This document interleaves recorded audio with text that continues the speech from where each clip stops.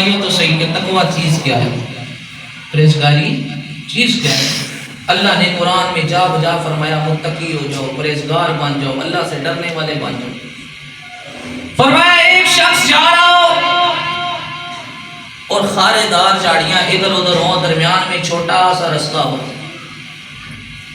تو بندہ کس طرح چلتا ہے؟ انہوں نے کہا اس طرح چلتا ہے کہ اپنا سارا دامن سمیٹ کے تو آرام سے درمیان سے نکل رہا ہوتا ہے کہ کہیں ادھر ادھر کوئی کانٹا لگ نہ جائے۔ فرمایا یہ دنیا کا تقوی ہے، لیکن آخرت کا تقوی یہ کہتے ہیں کہ انسان اپنے دامن کو یوں ہی سکیڑ کر گناہ ادھر ادھر ہو رہے ہیں، ہوتے رہیں، لیکن خود ان کے اندر مبتلا نہیں۔ اب انسان بازار میں جاتا ہے، کتنے ایسے ہوتے ہیں کہ سامنے لان پی رہے ہوتے ہیں پانی۔ بات یہ سمجھانا چاہتا ہوں کہ اللہ فرماتے ہیں کہ روزوں کو تمہارے اوپر جو میں نے فرض کیا ہے اس کی بیسک وجہ کیا ہے کہ تم کیا بن جاؤ؟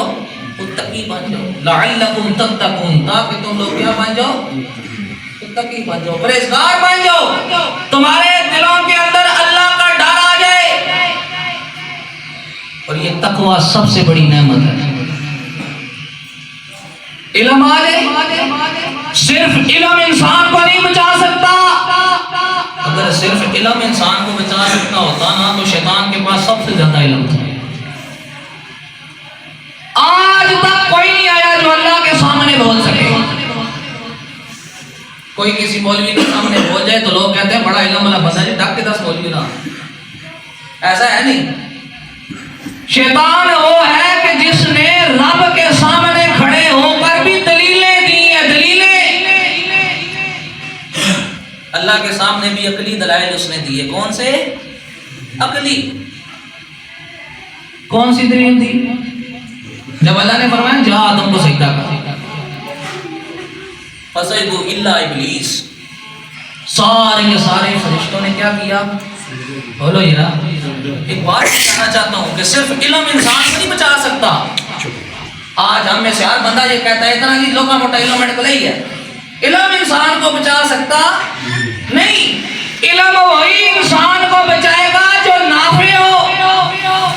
علم نافع کی دعا رب سے مانگتے ہیں۔ اللہ نے فرمایا سجدہ کر، سارے کے ساروں نے کیا کیا؟ الا ابلیس، ایک اکڑ گیا ابلیس، اس نے کہا میں سجدہ نہیں کرتا۔ دلیل دیکھو اس کی، عقلی دلیل تھی نا، اللہ کے سامنے دے رہا ہے۔ کس کے سامنے؟ اللہ کے سامنے۔ کہنے لگا یا اللہ انسان کو بنایا تو نے مٹی سے، انسان کو کس سے بنایا؟ مٹی سے۔ مجھے بنایا تو نے آگ سے، مجھے کس سے بنایا؟ آگ سے۔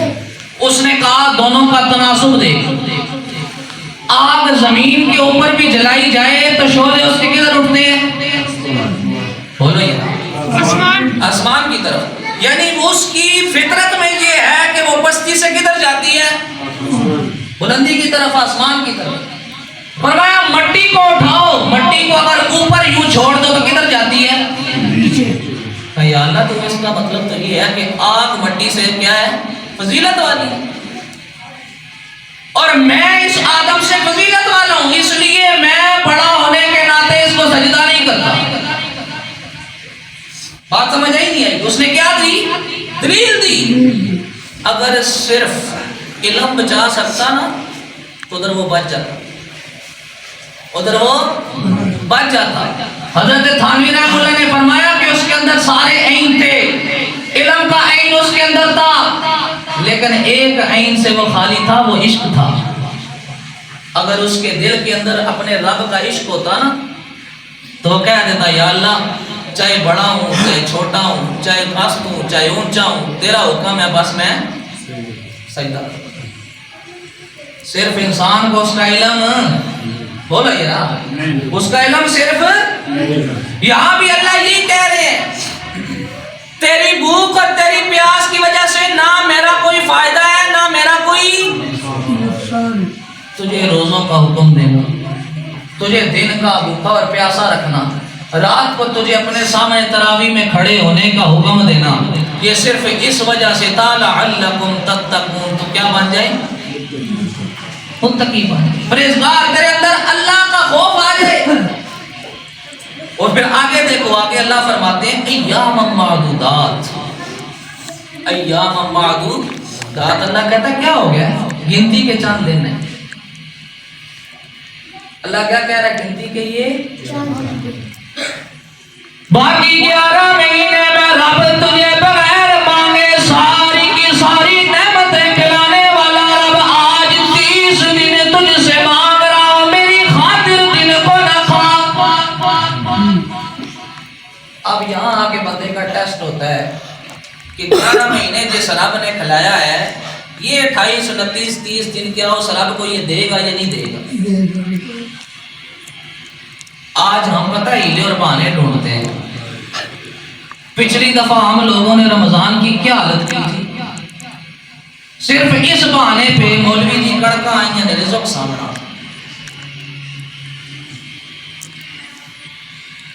80% سے زائد لوگ لگتا تھا کہ جنہوں نے روزہ نہیں رکھا، ہر دوسرے بندے، ہر بندہ اپنی جگہ ڈاکٹر بنا ہوا ہے۔ ہماری اس قوم، پاکستانی قوم کا سب سے بڑا مسئلہ یہ ہے کہ ہر بندہ حکیم ہے، ہر بندہ ڈاکٹر ہے، ہر بندہ مولوی مفتی ہے۔ اگر چلے جاؤ نا 15-20 بندے بیٹھے ہوں درمیان میں کھڑے ہو کے ویسے ہی کہہ دو نا کہ مجھے فلاں جگہ درد ہے، 15 بندے اگر کھڑے ہیں نا 15 مختلف نسخہ بتائیں گے، ایک کھائے ٹھیک ہے، دوسرا بولے گا نہیں یہ کھا۔ دین کا معاملہ آئے گا ہر بندہ مفتی ہے۔ کبھی کبھی مجھے پریشانی ہو جاتی ہے کہ کہیں واقعی مسئلہ میں ٹھیک بتا رہا ہوں تو غلط تو نہیں ہے، پھر میں دوبارہ جا کے بک پہ دیکھتا ہوں، کتاب پہ لکھا دیکھتا ہوں کہ واقعی میں تو ٹھیک کہہ رہا تھا۔ اتنے مطلب اہتمام کے ساتھ، اتنے کانفیڈنس کے ساتھ کہتے ہیں ایک پیراڈول کی گولی رکھی ہوئی ہے، ڈاکٹر منع کی تھا روزہ نہیں رکھنا۔ تمہیں پتہ ہے کہ شریعت کا جو مسئلہ ہے وہ یہ ہے کہ صاحب شرع معالج ہو، جو اچھا ڈاکٹر ہو، جو تیری بیماری کی شناخت کر کے یہ تجھے صحیح طریقے سے بتا سکے کہ اگر تو نے روزہ رکھا تو تیری بیماری بڑھنے کا خطرہ ہے، پھر اس صورت میں روزہ چھوڑنے کا حکم ہے۔ یہ نہیں ہے کہ ایک دن بلڈ پریشر تھوڑا سا اوپر نیچے ہو گیا تو ڈاکٹر کے پاس گیا، اس بیچارے نے کہہ دیا اگلے رمضان کی چھٹی۔ اللہ کی طرف آؤ، رات کو سارے کے سارے تراویح کا جب وقت ہوتا ہے نا، اگر کسی سے بھی بولو سوال ہی پیدا تھا، پہلے 3 دن بالکل صحیح رش لگا ہوتا ہے ہر جگہ، پھر اس کے بعد مولوی صاحب جانے، حافظ صاحب جانے، اور پیچھے جو سامع سننے کے لیے ہے، یہ حالت ہے۔ یہ ایک عام چیز نہیں ہے۔ تراویح کے ایک سجدے کے اوپر میرا رب 1.5 لاکھ نیکی لکھتا ہے۔ کتنی؟ 1.5 لاکھ 1.5 لاکھ نیکی ایک سجدے پہ۔ اور اللہ کی ذات تمہارے اوپر کتنی مہربان ہو، یہ اپنے بندے کو بخشنے کا بہانہ نہیں ہے تو کیا ہے؟ اللہ کے نبی صلی اللہ علیہ وسلم نے کیا فرمایا؟ اللہ کے پاک پیغمبر فرماتے ہیں من قام رمضان ایمانا و احتسابا غفر له ما تقدم من ذنبه۔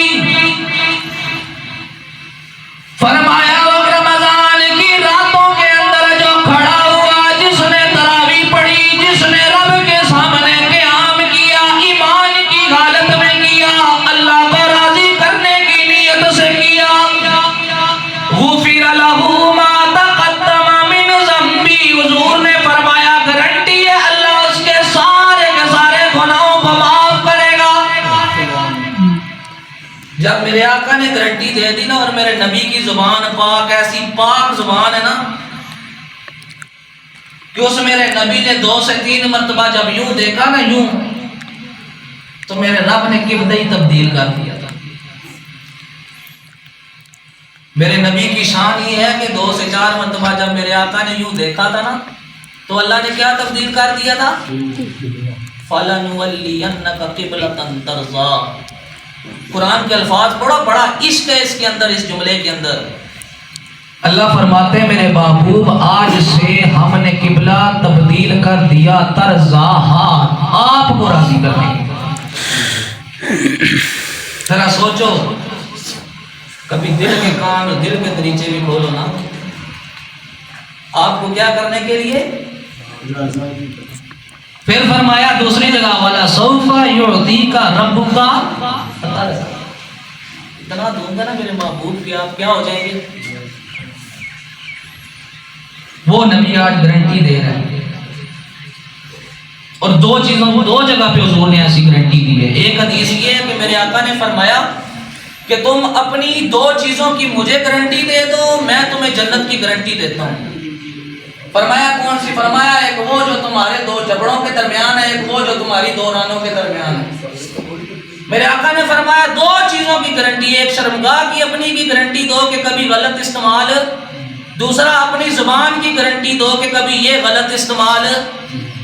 فرمایا میں رسول اللہ صلی اللہ علیہ وسلم تمہیں جنت کی ضمانت دیتا ہوں۔ دوسری یہ گارنٹی یہاں پہ آ کے آقا نے فرمائی من صام رمضان ایمانا و احتسابا غفر له ما تقدم من ذنبہ۔ فرمایا جس نے رمضان کے روزے رکھے ایمان کی نیت سے رکھے، کس نے؟ اس کے بعد اللہ کی رضا کے لیے رکھے، غفر له ما تقدم من ذنبہ، اس کے پہلے جتنے گناہ ہیں اللہ کہتا ہے میں سب کو کیا کر دوں گا۔ اب اس کے اندر کسی قسم کا کوئی شک شبہ رہا؟ بولو۔ اس لیے میرے بھائیوں یہ جو مہینہ آ گیا اللہ کو راضی کرنے ہوگا، باقی 11 مہینے کس سے گناہ نہیں ہوئے؟ میرے سمیت ہم جتنے یہاں بیٹھے ہیں سب گناہوں کے ہم باہر لیے کھڑے۔ یہ تو میرے آقا کی دعاؤں کا صدقہ ہے۔ آج میرے اور آپ کے عیب اگر ظاہر ہو جاتے نا تو لوگ ہمیں منہ نہ لگاتے ہیں۔ وہ بولو، اللہ نے گناہوں کے اوپر پردے رکھے ہیں، اسی وجہ سے ہم آج سر اٹھا کر چلنے کے قابل ہیں۔ اللہ نے پردے نہیں ہٹائے، اس لیے میرے بھائیوں اپنے رب کی طرف لوٹاؤ۔